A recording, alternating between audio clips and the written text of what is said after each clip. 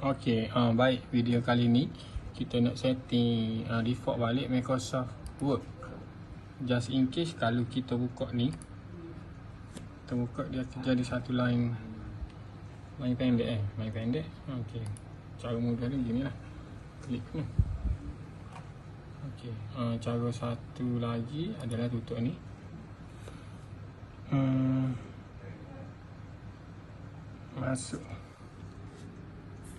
Masuk ni command prompt,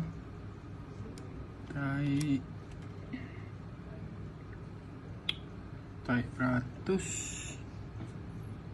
app data peratus / Microsoft. Okay, / lagi template. Lepas tu enter je lah. Sini saya buka satu ni, buka sini, cari file nombor ni, file nombor ni. Okey, file ni kita cuba rename saja. Rename balik, mana rename ni? Rename balik.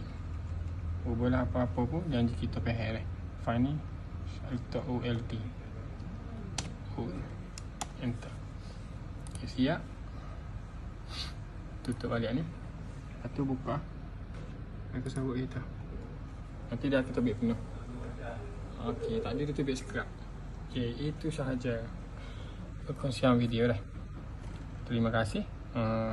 Selamat mencuba.